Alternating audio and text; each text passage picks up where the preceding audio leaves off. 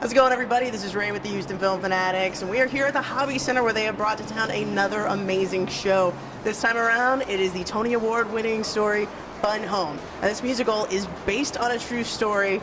It is going to blow your mind. Let's actually go inside right now, the Hobby Center. We're going to talk to actor Robert Petkoff. He plays Bruce in this show, and we'll talk all things Fun Home. So let's go check it out. Robert, thank you so much for talking with us today. My pleasure. Now, I know a lot of people out there may not be very familiar with some of the subject matter in the show. What can you tell us just briefly about the show and your role in it?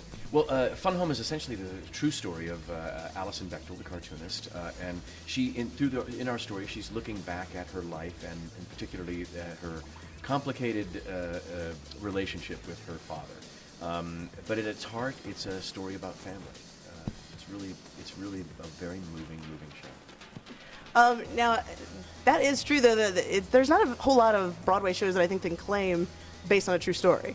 Yeah. Does that change the approach the cast takes when taking on these characters? You know, there is a certain responsibility you have. You know, I mean, certainly for Kate and Abby and Carly and Jaden, who play Allison, that person is around. She's sitting around and she's watching our show. And so for them, there's a responsibility. For me, for Bruce, who killed himself, there is a great deal of responsibility to tell his story faithfully, you know, to honor what his conflict was, what the trouble that he was going through, and not try to make it melodramatic, but to try to make it honest and real.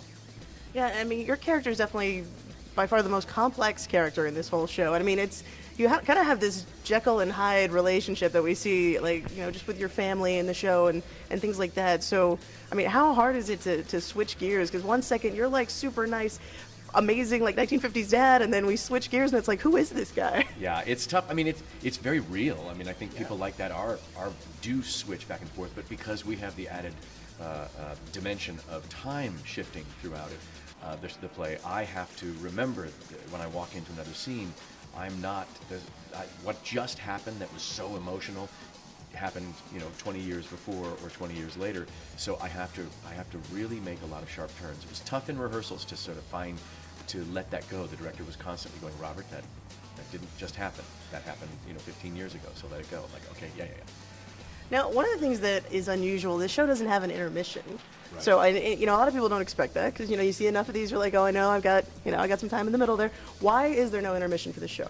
I believe that Sam Gold, our director, and the creators all felt like this story, straight through, is so much more powerful than stopping it and letting the audience breathe and release and process.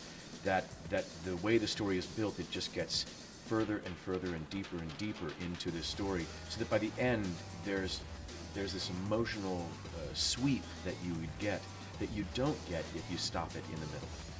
Yeah, now, and you know, it's funny, you don't even notice that there isn't an intermission because you're so wrapped up in this amazing story that they're telling. Thank you. Yeah, one of the things that I did like is, while watching the show, I mean, you couldn't help walking out of the theater thinking back to your own childhood and thinking back to, well, man, did I really remember that correctly? Or was it just, you know, seeing it through like rose-colored glasses? Did you have that same experience when you first looked at the script and saw the show? Absolutely, you know, and it's just something we talked about a lot in rehearsal, is that sense of what memory is as opposed to what the real event is. And that's what Allison is struggling with throughout the entire play. She's looking at items that she wants to draw and then remembering the experience attached to that. And then as she examines it more closely, she starts to realize that some of those memories weren't quite accurate. It's a really wonderful way of telling the story. Now, there's a lot of, I would say, you know, topics that are current now, where people are coming to terms with, you know, who they are as people, whether it's sexuality, whatever. And, you know, we have both dynamics of somebody who's ready to like live out loud, and then we also have the dynamic of somebody who's really not quite there yet. Yeah. What are your thoughts on that as it being relevant right now to society? Oh, I think it's amazingly relevant. You know, obviously, like what you said, there are people, even today, who feel shame about who they really are, or feel that society will shame them for who they are. And I think that the central part of this story is, if we're not allowed to own our identity, if we're not allowed to be who we really are, it can lead to tragic events. Yeah. And I think it's just heartbreaking to think that there are people out there who feel a particular way about themselves, but feel like they aren't allowed to be that person. I can't imagine something worse in this world. than not being able to live your authentic life. Absolutely. No, and this show, I mean, it's heart-wrenching, it's an emotional roller coaster, but it's fantastic. There is not, you need to see this, you really do. Now, on a lighter note, okay, so when I'm watching the show, one of my favorite moments was easily the part where we have small Allison. She's doing the scene where she's talking about seeing a woman for the first time, and she's singing about her ring of keys. And I'm not going to tell you guys why that's funny, but if you know me, you'll know it's funny because I literally always have these on me.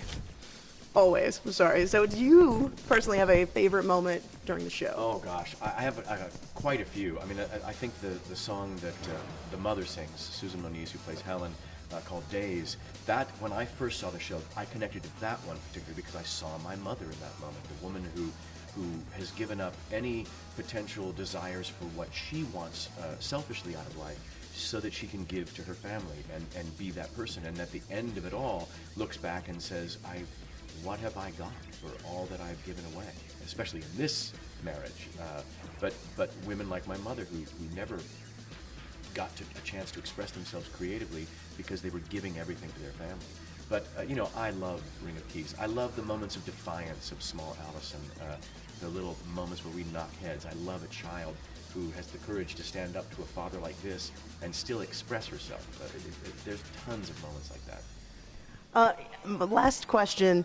Now, one of the things that I really enjoyed was I was sitting in my seats, and the people in front of me were definitely, I think they were season ticket holders. They hadn't seen the show before. They didn't know anything about it. And, they were kind of going back and forth, giving them, just an overall idea of what the show was about. And then when the show ended, seeing their reaction and just like between, just immediately standing up, applause, tears, laughter, everything. It was so touching. What has the response been like on this tour?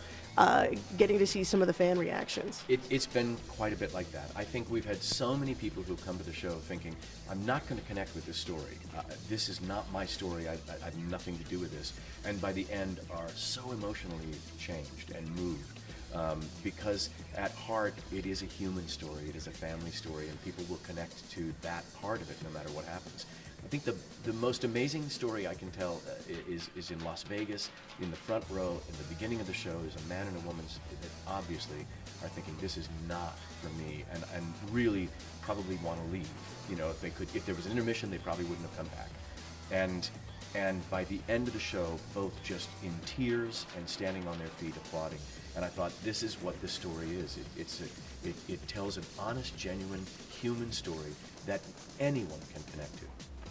Well, the show is wonderful, and you're definitely one of the people in it that makes it an absolutely spellbinding experience. Thank you so much, Robert. Thanks. We really appreciate it. Well, that wraps up our time here at the Hobby Center, guys. I strongly encourage all of you to go check out the show Fun Home, playing now at the Hobby Center May 16th through the 28th. You are not going to want to miss this Tony-winning true story musical. It is fantastic. Now, if you haven't gotten your tickets yet, you can head to tuts.com. They'll have all your ticket information there. And if you want to check out our full review of the show, head to HoustonFilmFanatics.com. So that's all we got for you this time. We'll see you guys real soon. Thanks for watching, everybody. Hey, what are you doing? What are you doing? Get back up here. Hey, I told you I wasn't going to tell you about the keys. You've got to see the show. I mean, Jesus, none of these jokes are for free. All right, we're leaving. Bye.